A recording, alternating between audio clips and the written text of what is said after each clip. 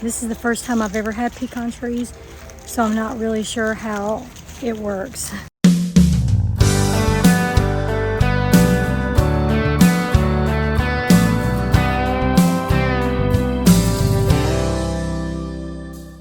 Guys, Jules here. I am actually out here walking my dog.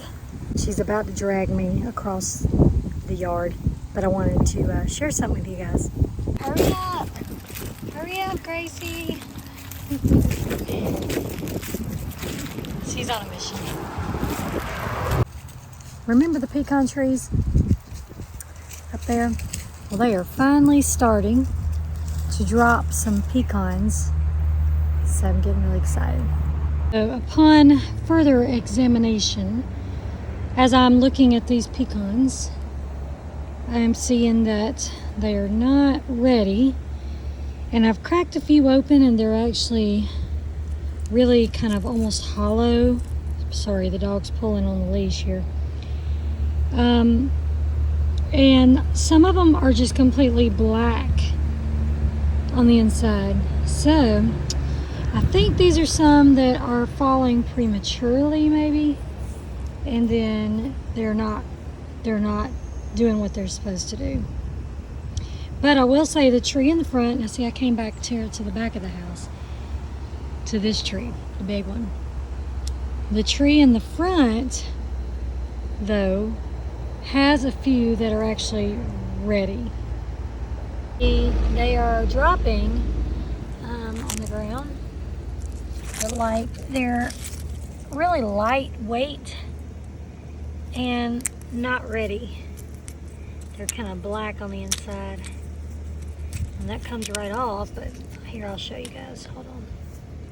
So something that we always did growing up, we cracked these without a nut cracker. So you just take them in your hands, take two of them. My hands are filthy from picking them. And then you crack them, but see how easy they cracked? And see there's nothing on the inside. So I think we got a bit longer on these. Hopefully they do what they're supposed to do this year.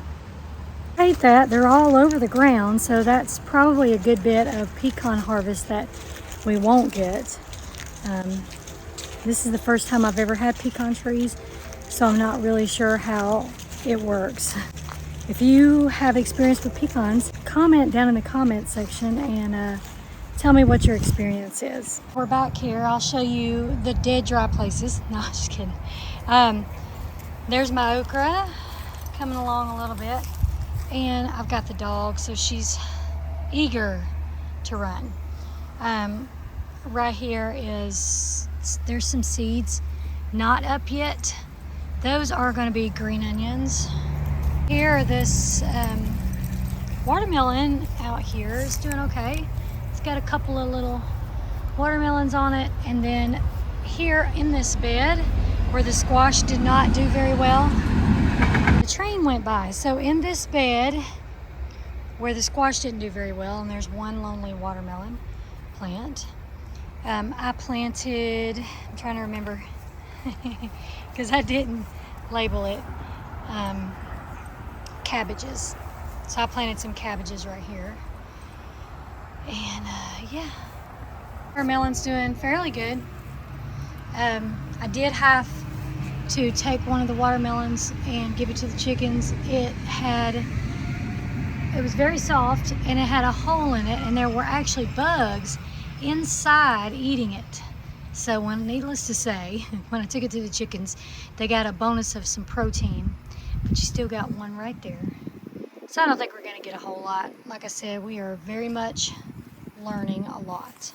I will say, remember the tomato sucker? I think this is the one. This may be the one Johnny accidentally planted, and then I repotted it into this 20-inch grow bag. Well, it's doing great. There's some buds on there. We'll just see what happens with it. And then there's one behind there that's just another sucker. I think these may be cherry tomatoes, but I'm not really sure. And the marigolds have gone wild. I've kind of let them fall.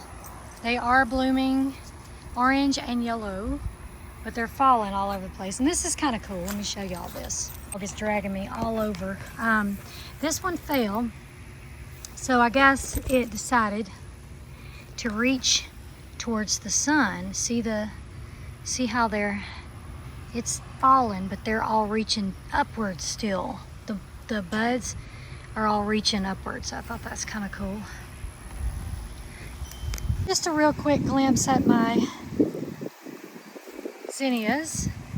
Doing great. I'm gonna get out here and cut a few of them. These are cut and come again. The poor little sunflowers. These are cut and come again. So the more you cut them and get them, the more they come again. I actually gave one of the chickens one of those this morning, one of the sunflowers heads. They loved it. She is having a fit here.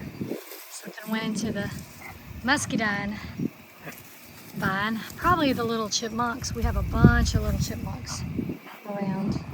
But this here is the, I'm doing double duty here. That's the watermelon that is trying to reach the driveway, and it's almost there. And I actually had to take, if I can get my dog to behave for a minute. So this one is pretty big, but it was getting kind of messed up on the bottom, being on the ground. So I put it, look, the only thing I had was a little frisbee. So I put that on top of the frisbee, and we're gonna see if it does any better. It's kind of got some spots on it. So, not sure. We'll see.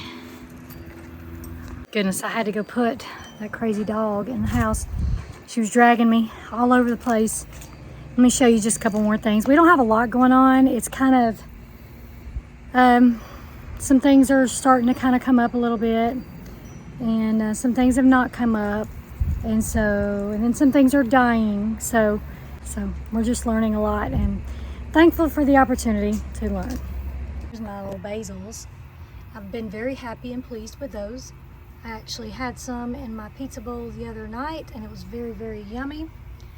And we've got some dead things going on here and bolting things. The cilantro's bolting. Cilantro there is barely coming up, but you know, cilantro, I don't think they really like a lot of heat, and it has been quite hot.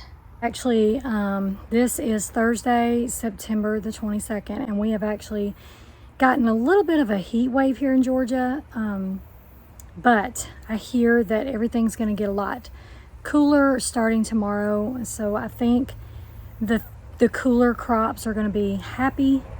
The cilantro, hopefully it'll survive and make it, but the basil seems to absolutely thrive in the heat, so they're doing so good. Like, let me show you. There's another basil right there, and I mean, I can smell the basil standing here. It smells so good. And those are, I think, cauliflowers, and they're just kind of a little bit stunted. Might need to get them out of those pots, but it's also hot. And there's a story about this here. See, there's only two. There was more lettuce coming up, but Johnny went to step over this gate the other day and knocked that pot over, and two little ones, maybe three, survived. And basil smells so good. And those are flowers. I think those may be zinnias, and so I'll probably put them in the ground. Just, you know, see what happens really soon here. This is my okra. You know, I'm getting only enough, honestly, to eat. Like, I eat them raw. So, you know, like each day I just come out here and get me a raw one that's ready to go. And I just munch on it. It's really good. If you've never tried raw okra before, I challenge you. It's very good, yummy. Timus flowers. Some of them are really small, really, really small, but pretty. Size doesn't always matter. And this is the other box that had the dying squash in it. Well, these are basils. Those are all basil coming up there. Like I said, the basil just seems to thrive right now. And then I planted some Brussels sprouts in here, so. Kind of did this spur of the moment, so I actually forgot to grab my selfie stick again. So I'm standing here holding my phone, but I did want to put a video up and just give you guys a little update. Hope you guys have had a blessed week. Me and Johnny are going to get on here this weekend, and we are going to do a coffee talk.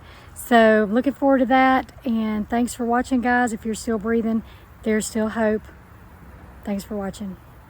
And if you have not subscribed to this channel, if you're just watching us and catching us for the first time, if you will, go ahead and go down and go to the home and click subscribe, and the bell notification for all notifications so that you'll be able to see us.